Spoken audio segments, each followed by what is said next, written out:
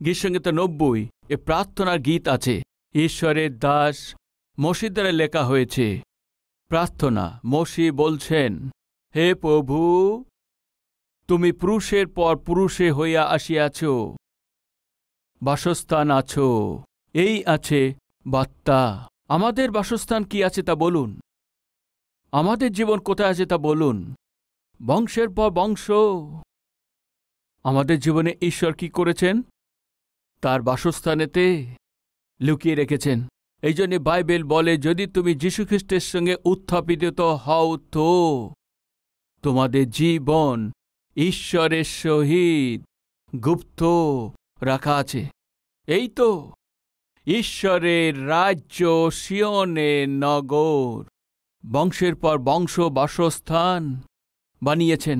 বাক্য বলে, তুমি একটি বিষয় জানো না, তোমার জীবন অনেক আগেই আমার কাছে রাখা আছে। ও আমার কাছে লুকিয়ে রেখেছ। বাস্তবে তুমি অনেক আগেই মারা গিয়েছ। ভাই, আপনার মনে একটি প্রশ্ন উঠতে পারে, পাস্টারবাবু আপনি বলছেন অনেক আগেই মারা গেছেন, আমি তো এখনো জীবিত আছি না। সহজভাবে প্রশ্ন হতে পারে। প্রিয় ভাই ও বোন, যীশুখ্রিস্ট যখন আমাদের জন্য ক্রুশে মারা গেছে, তখনই বাইবেল বলে ঈশ্বর আমাদের সবাইকে খ্রিস্টতে রেখেছেন। উনি আমাদের সবাইকে খ্রিস্টতে রেখেছে এই জন্য, প্রভুর মৃত্যুর দ্বারায় প্রভুতে আমরা আছি, এই জন্য আমাদের সমস্ত পাপও মিটিয়ে দিয়েছেন। যীশুখ্রিস্ট সত্যিই ক্রুশে মরেছেন, সত্যি যীশুকে ক্রুশে দিয়েছেন, কিন্তু আপনার আমাকে ক্রুশে দেননি। কিন্তু ঈশ্বর কি করেছেন? আমাদের প্রত্যেককে খ্রিস্টতে রেখে দিয়েছেন। এই জন্যে যখন যীশু ক্রুশে উঠেছেন, ঈশ্বর আমাদের প্রত্যেকে প্রভুর মধ্যে রেখেছেন, এই জন্যে আমাদেরও ক্রুশে দিয়েছেন। প্রভু যীশু খ্রিস্ট কবরে রাখা হয়েছিল, আমরা প্রভুতে আছি, এই জন্যে আমরাও আমাদের কবরে রাখা হয়েছিল। যীশু খ্রিস্ট তৃতীয় দিনে পুনরুত্থিত হয়েছেন, আমরাও প্রভুতে আছি, এই জন্য আমরা জীবিত হয়েছি। এখন যীশু কোথায় আছে? স্বর্গতে আছে। আমাদের জীবন কোথায় আছে? স্বর্গতে। যীশুখ্রিস্ট এসের আমাদের জীবন স্বর্গতে আছে। এইটাই তো বাইবেল বলে, যদি তুমি খ্রিস্টেতে উত্থাপিত হয়েছ, তাহলে তোমাদের জীবন স্বর্গতে গুপ্ত রাখা আছে। এখন বলুন, স্বর্গতে কতজনে আপনার বসবাসের স্থান আছে? হাত দেখান। প্রিয় ভাই ও বোন, আপনার আমাকে স্বর্গেতে জায়গা তৈরি করার জন্যে ঈশ্বর তা দিয়েছেন। বলুন, কি আছে? মূল্য দিয়েছেন। কি আছে ওই দাম? সোনা নয়, রূপও নয়, নিজের বহুমূল্য রক্তকে মূল্য হিসাবে দিয়ে আপনার আমার জন্য স্বর্গতে অনন্তকাল ধরে থাকতে পারেন, ওই সৌভাগ্য আপনার আমাকে দিয়েছেন। আবার বলছি, এক গজ যদি জমি কিনতে হয় তো সেটা এরিয়ার উপরে ডিপেন্ড করে, ঠিক আছে? হায়দ্রাবাদের সেন্টারে যদি জমি কিনতে হয়, তার মূল্য আলাদা আছে হায়দ্রাবাদের। আর যদি বাইরে আপনি জানতো, আর ওখানে জমির দাম আলাদা আছে। আর যদি আমাদের স্বর্গেতে জমি দরকার হয় তো আমরা কিনতে পারবো কি? সুযোগ নেই। জগতের সমস্ত ধন যদি একত্রিত করার পরেও স্বর্গতে আমাদের মাথা রাখার জন্য 10 ফুট জমিও আমরা কিনতে পারবো না, কেননা স্বর্গ ঈশ্বরের বসবাসের স্থান আছে, আর ও মহান স্থান আছে। ওই মহান স্বর্গেতে আমরা যুগ যুগ ধরে বংশের পর বংশ থাকতে পারি। ঈশ্বর আমাদের বিনামূল্যে বসবাসের স্থান দেবার জন্যই ঈশ্বর আমাদের মূল্য দিয়েছেন। কিভাবে দাম বা মূল্য দিয়েছেন? পিতরের প্রথম পত্রে আমরা দেখতে পাই, প্রথম অধ্যায় 18 পদ থেকে, তোমরা তো জানো তোমাদের পিতৃপুরুষের সমিত অলিক আচার ব্যবহার হইতে তোমাদের খননীয় বস্তু দ্বারা, রৌপ্য বা স্বর্ণ দ্বারা মুক্ত হও নাই, কিন্তু নির্দোষ ও নিষ্কলঙ্ক মেষশাবক স্বরূপ খ্রিস্টের বহুমূল্য রক্ত দ্বারা মুক্ত হইয়াছ। তিনি জগৎপত্তনের অগ্রে পূর্বলক্ষিত ছিলেন, কিন্তু কালের পরিণামে তোমাদের নিমিত্ত প্রকাশিত হইলেন। তোমরা তাহারই দ্বারা সেই ঈশ্বরে বিশ্বাসী হইয়াছ, যিনি তাহাকে মৃতগণের মধ্য হইতে উঠিয়াছেন ও গৌরব দিয়েছেন। এইরূপে তোমাদের বিশ্বাস ও প্রত্যাশা ঈশ্বরের প্রতি রইয়াছে। তোমরা সত্যের আজ্ঞা বাহতায় অকল্পিত ভাতৃপ্রেমের নিমিত্তে আপন আপন প্রাণকে বিশুদ্ধ করিয়াছ বলিয়া অন্তঃকরণে পরস্পর একাগ্রভাবে প্রেম করো, কারণ তোমরা খননীয় বীর্য হইতে নয়, কিন্তু অক্ষয় বীর্য হইতে ঈশ্বরের জীবন্ত ও চিরস্থায়ী বাক্য দ্বারা পুনর্জাত হইয়াছ। ভাই, বাইবেল কি বলে? সোনা রূপ দিয়ে তোমাদের মুক্ত করা হয়নি। ঈশ্বর আমাদের সোনা রূপ দিয়ে মুক্ত দেননি, কিন্তু যীশু খ্রিস্টের বহুমূল্য রক্ত দিয়ে মুক্ত করেছেন এই পাপময় জগৎ থেকে। আর পাপময় কাজের জন্য যে দণ্ড আমাদের পাওয়া দরকার ছিল, ঈশ্বর আমাদেরকে মুক্ত করে ভাই আমরা আমাদের সবাইকে তার রাজ্যতে অনন্তকাল ধরে থাকতে পারি। আমাদের জন্য তার পুত্রের সে রক্তের মূল্য দিয়ে আমাদের জন্য দিয়েছেন। প্রিয় ভাই ও বোন, খ্রিস্ট যে অনুগ্রহ করেন, ওই পরিত্রাণ আর এই পাপের ক্ষমা যদি আপনি পাননি, তো মৃত্যুর পরে ঈশ্বরের উপস্থিতিতে আপনি আর কখনো যেতে পারবেন না। কতজনের এটা বিশ্বাস আছে?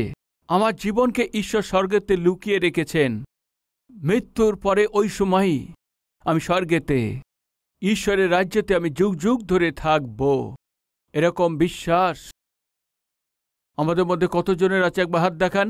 যীশু খ্রিস্টকে যদি আপনি মুক্তিদাতা হিসেবে গ্রহণ করেন, তবে ঈশ্বর আমাদের সবাইকে তার সন্তান হওয়ার, পুত্র কন্যা হওয়ার অধিকার দিয়েছেন।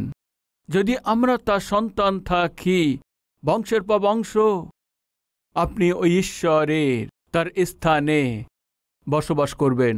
ভাই মসি বলছেন, হে প্রভু, বংশের পর বংশ তুমি আমাদের বাসস্থান, তুমি আমার বাসস্থান আছো। এই জমি আমাদের জন্য বসবাসের স্থান নয়। আমাদের ভাবনার মানসিকতা আছে কি আমরা ভাবি এই জগতেতেই যুগ যুগ ধরে থাকব, এমনভাবেই থাকব। আমরা যা কিছু করছি যেন আমরা এখানেই থাকব, এই ভেবেই করতে থাকি, ঠিক ওইভাবেই আমরা চলব। কিন্তু কখন আমরা মারা যাব এ আমরা জানি না। দ্বিতীয়, আজকে আপনি কি পাওয়ার জন্য চেষ্টা করছেন? কোনটা কিনবেন? কোনটা পেতে চান? কোনটা অনুভব করতে হবে? সকাল থেকে উঠে সন্ধ্যা পর্যন্ত যেটা আপনি চেষ্টা করছেন, একবার ভেবে দেখুন, সে যা কিছু হতে পারে। কি পাওয়ার জন্য চেষ্টা করছেন? কিসের জন্য পরিশ্রম করছেন? কিসের জন্য আপনি কঠিন পরিশ্রম করছেন? কিসের জন্য অন্যায় জীবনযাপন করছেন? কিসের জন্য অনৈতিক জীবনযাপন করছেন? কিসের জন্য আপনি ঠকিয়ে উপার্জন করছেন? কিসের জন্য আপনি ব্যাংক ব্যালেন্সকে বাড়িয়ে চলেছেন? কিসের জন্য আপনার ধন সম্পত্তিকে বাড়াচ্ছেন? জমা করে তো চলে যাচ্ছেন। একবার ভেবে দেখুন কার জন্য। আজকে রাতে শুয়ে যদি কাল সকালে আপনি না উঠতে পারেন, তো এসব কি হবে তা বলুন। আপনার সঙ্গে যাবে? আপনি নিয়ে যেতে পারবেন? প্রিয় ভাই ও বোন, যদি আপনার এই কথা মনেতে, যদি এটা মনেতে থাকতে পারে, তাহলে শান্তিতে কত থাকতে পারবেন। সেটা কি আছে? এই জগতের মানে আমি কোনো কিছুই, বলুন, কি নিয়ে এসছিলেন? কিছু নিয়ে আসেননি। আবার যাবার সময়ও কিছুই নিয়ে যেতে পারবেন না। তবে আমরা যেটা নিয়ে যেতে পারবো না, তার জন্য কেন পরিশ্রম করছি? কেন পরিশ্রম করছেন? আমাদের মনে অনেক আশা আছে, অনেক ইচ্ছা আছে, কিন্তু ওই ইচ্ছা আর আশা, আমি জিজ্ঞেস করছি প্রিয় ভাই ও বোন, আমাদের অনৈতিক দিক থেকে, না অপবিত্র দিক থেকে, অন্যায়ের পক্ষে এইটা যদি নিয়ে যাচ্ছি, এটা ভালো বিষয় নয়। এই জগতে আপনি কিছুই আনেননি, এখান থেকে আপনি কিছু নিয়েও যাবেন না। এই জগতে আমরা কেবল যাত্রী আছি আর বিদেশে আছি। স্থির স্থান আছে, বলুন কোথাও আছে? ও কোথায়? ও স্বর্গতে আছে। হে প্রভু, বংশের পর বংশ আমাদের স্থান, তুমি আছো। বংশের পর বংশ আমাদের থাকার স্থান যদি ঈশ্বর হয়, তো বাইবেল বলে আকাশ ঈশ্বরের সিংহাসন আছে আর এই পৃথিবী পদপীঠ। আকাশে আপনি আছেন, মানে ঈশ্বর কোথায় থাকেন? আকাশে বসবাস করেন। ঈশ্বর যদি ওখানে বসবাস করেন তাহলে আমাদের বাসস্থান কোথায় আছে? ওখানেই আছে। ওখানে যদি আমাদের বসবাসের স্থান থাকে তো এই পৃথিবী থেকে আপনি কোনো কিছুই নিয়ে যেতে পারবে না। এই সত্য যদি আপনি জানেন তাহলে আজকে আপনি কিসের জন্য পরিশ্রম করছেন? আজকে আপনি কিসের জন্য চেষ্টা করছেন? আপনি কিসের জন্য পরিশ্রম করছেন? আপনার জীবনে সত্যি ওই পরিশ্রম এবং ওই লোভ আপনার মধ্যে যদি না থাকে তাহলে আপনি ধার্মিকতা জীবনযাপন করবেন। মানুষের কি প্রয়োজন আছে তা বলুন। বিশেষ প্রয়োজন যে মানুষের আছে সেটা তিনটে আছে। খাবারের জন্য রুটি, ইয়েস, পড়ার জন্যে বস্ত্র, আর থাকার বাড়ি। একবার ভেবে দেখুন, যতই আপনার ধন থাকুক 6 আঙুলের প্লেটেই খেতে হয়। মানবেন কি না? আপনার যতই ধন থাকুক আপনি এইটুকুই খেতে পারবেন। আপনি পেট ভরে ওইটুকুই খেতে পারবেন, বাকি সব ওয়েস্ট। মানবেন কি না? 30 মিটার থান আপনি কিনেছেন, কিন্তু যতটুকু আপনার কাপড় লাগে ততটুকুই। 2 মিটার না হয় 2.5 মিটার, যতটুকু লাগে আপনি শার্ট তৈরি করতে পারবেন। আপনার যতই গভীর জল থাকুক, আপনাকে সাঁতার কাটার জন্য কি প্রয়োজন আছে বলুন? 6 ফুট পর্যন্ত জল থাকলে যথেষ্ট, বাকি সব ওয়েস্ট। মনে করুন আপনার ব্যাংকেতে 100 কোটি টাকা আছে। এমন যদি হয়ে যায় কিছু লোকদের কাছে অজ্ঞান হয়ে যাবে। 100 কোটি টাকা ব্যাংকে আছে আপনি মনে করুন, আপনি কি করবেন তা বলুন। একবার ভেবে দেখুন। টাকা টাকা টাকা করছেন, তাই না? কল্পনা করুন 1 কোটি টাকা আপনার ব্যাংকে আছে, ওটা দিয়ে কি করবেন বলুন? আপনি কিছুই করতে পারবেন না। বিপি বাড়ানো ছাড়া, ভয় আর ভীত বাড়ানো ছাড়া, জানে কে মেরে ফেলবে এমন ভয় ছাড়া আর কিছু আপনার কি মনে হতে পারে? প্রিয় ভাই ও বোন, যদি আপনাকে শান্তিতে জগতে থাকতে হয় তো মনে রাখবেন আপনাকে কেবল এইটুকু দরকার: সম্পূর্ণ খাবার, পরিধানের জন্য বস্ত্র, থাকার জন্য একটি ঘর। এই দিন যথেষ্ট। এর চাইতে আপনার কাছে আরও কিছু থাকুক, ওর কোনো কিছু লাভ হবে না। আর যদি আপনি এর চাইতে বড় আশা এবং ইচ্ছা মনের মধ্যে রাখেন তো ওই আপনার জীবনে শান্তিবিহীন করে দেবে, পবিত্রতাবিহীন করে দেবে, সূচি থাকতে দেবে না। পবিত্রতা, সূচি আপনার হৃদয়ে যদি না থাকে, শান্তি আপনার হৃদয় থেকে দূরে সরে গেছে, আরাম থাকে না। এই জন্য প্রভু দাস এমনভাবে বলেছেন, হে প্রভু, আমাকে ধনবান বানাবেন না। সম্পূর্ণ পেট ভরার পর আমি বলবো, ঈশ্বর কে আছে আমরা বলবো। আমাকে এত গরিব করো না যে আমি চুরি করে আমি তোমার নামের অপমান করি। যতটুকু দরকার ততটুকু দিলেই যথেষ্ট। পড়ার জন্য পোশাক, খাবার জন্য আহার, থাকার জন্য বাড়ি, এই থাকলে যথেষ্ট প্রভু। এই জগতে আমি শান্তির সঙ্গে থাকতে পারবো। ভাই, কেন আমি এসব বলছি জানেন কি? এই জগৎ আমাদের জন্য পার্মানেন্ট প্লেস নয়। এ কেবল আমাদের জন্য কিছুদিনের থাকার মতো জায়গা আছে। কি আছে? কেবল কিছুক্ষণের জন্য। ভুলবেন না, এরপরে দেখি। ভাই, এক ভিখারি একদিন কিভাবে এসছে সেই রাজাদের প্যালেসে ঢুকে গেছে আর এক কন্যারে গিয়ে শুয়ে পড়েছে। ও যখন শুয়ে পড়েছে, দ্রুতই ওখানে দেখে ওই ধরনের সৈনিক যে দেখভাল করে সে তাকে হাত ধরে তাকে তুলেছে। এই, আরে তোমার এত সাহস, তুমি রাজার ভবনে এসে এখানে তুমি শুয়ে আছো? বলার পর ওকে এভাবে 2টি হাত ধরে তাকে টেনে নিয়ে এসছে। ইতিমধ্যে রাজা জানতে পেরেছে ওকে ডেকেছেন, এই এখানে আসো বলে ডেকেছে। রাজা ওই ভিখারিকে দেখে জিজ্ঞেস করেছেন, কি রে? এই রাজার ভবন আছে, রাজার থাকার এই প্যালেস আছে, এটা তুমি ফুটপাত মনে করেছ কি? এ ধর্মশালা মনে করে শুয়ে আছো কি? এটা রাজার প্যালেস আছে, তুমি জানো না? এভাবে জোরে জোরে চিৎকার করে বলছে, চিৎকার করে, ফুটপাত মনে করছো কি? ফুটপাত মনে করেছ কি? বলতেই তখন ভিখারি বললেন, রাজা, আপনি ফুটপাতের পান্থশালা বলছেন। এই পান্থশালার মানে কি আছে? পান্থশালা মানে কিছু সময় সেখানে থেকে তারপরে সেখান থেকে চলে যেতে একে পান্থশালা বলে। হ্যাঁ রাজা, হ্যাঁ। রাজা, এই মহান প্যালেসেতে 100 বছর আগে কে ছিল জিজ্ঞেস করেছে ও। আমার দাদু থাকতেন। এখনো উনি আছেন কি? না, কিছুদিন থেকে তিনি চলে গেছেন। তারপরে এই বড় প্যালেসে কে ছিলেন? তারপরে আমার পিতা এখানে থাকতেন। তবে আপনার পিতা আছে কি? না, এও এই ভবন থাকার পর শাসন করেছে, তারপর চলে গেছে। এখন কে থাকে? আমি থাকি। তারপরে আপনার চলে যাবার পর কে থাকবে? আমার সন্তান।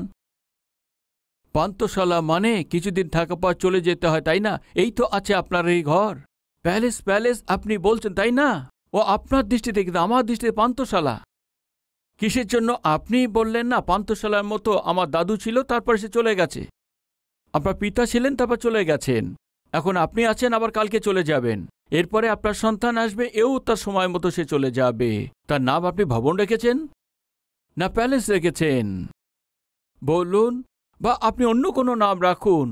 এ কেবল কিছুদিন থাকার পর চলে যাওয়ার জন্য স্থান আছে, জায়গা মাত্র।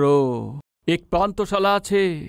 যখন এই কথা বলেছে রাজা বুঝতে পেরেছেন, আমি রাজার ভবন বলছি, রাজার প্যালেস বলছি, কিন্তু হে যে বলেছে ওই রাইট আছে কি? রাজার প্যালেস হতে পারে বা বড় ভবন হতে পারে, কিন্তু এ কেবল পান্থশালা আছে। আপনি দামি জায়গাতে ঘর বানান, না হয় হাইটেক সিটিতে আলিশান ভবন বানান, বা আপনি কোথাও আপনার প্যালেস বানান। শুনুন, ও পান্থশালার মতন কিছু সময় থাকবে, তারপর চলে যাবে।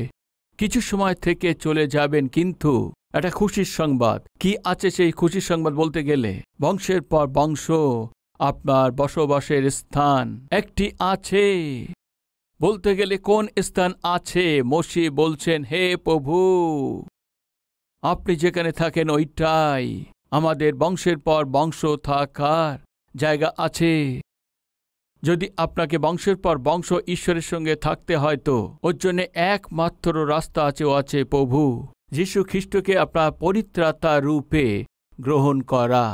আপনার পাপ এবং আপনার ভুলকে দণ্ড প্রভু তুলে নিয়েছে, এই জন্য আপনার উপরে আর কোনো দণ্ড নেই। এই সত্যকে আপনি গ্রহণ করে খ্রিস্টকে যদি মুক্তিদাতা হিসেবে গ্রহণ করেন, তাহলে আপনার নাম স্বর্গে যে যাচ্ছে সেই লোকদের মধ্যে সে লিস্টে আপনার থাকবে। এখন আমার প্রশ্ন, কতজনে এই সাহস আছে? স্বর্গে যাচ্ছেন, তাদের সেই লিস্টের মধ্যে আমার নাম লেখা হয়েছে বলছেন যারা হাত দেখান। প্রার্থনা করি।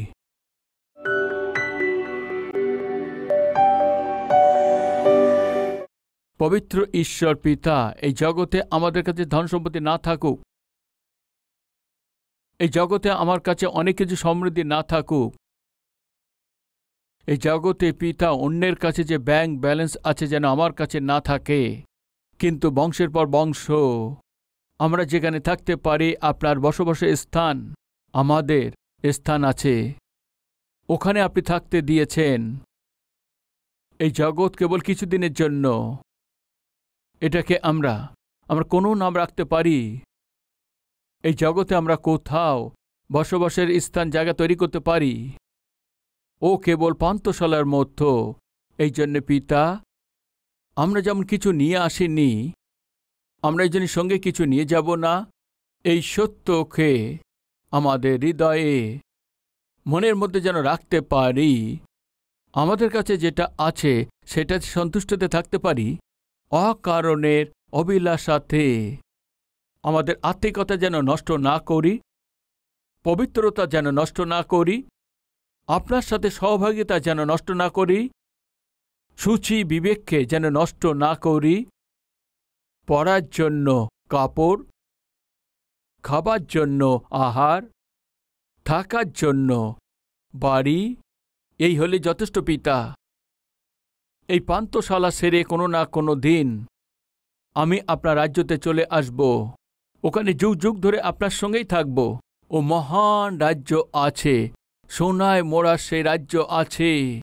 ওই রাজ্যতে অনন্তকাল ধরে থাকা সৌভাগ্যকে তুচ্ছময়, নিঃস্ময় কিছুদিনের এই পাপ ভোগ করার জন্য এটা হারানো অনুমতি নেই পিতা। আজ থেকে শুরু করে পিতা, বাক্য অনুসারে জীবনযাপন করার সৌভাগ্য দিন।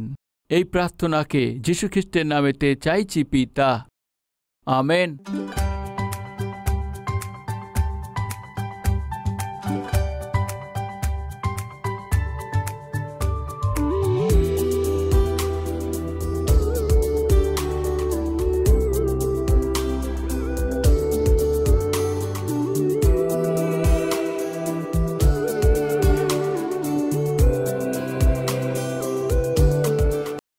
আমাদের ঠিকানা Calvary, post box number 30, Kukatpally, Hyderabad 72, Telangana.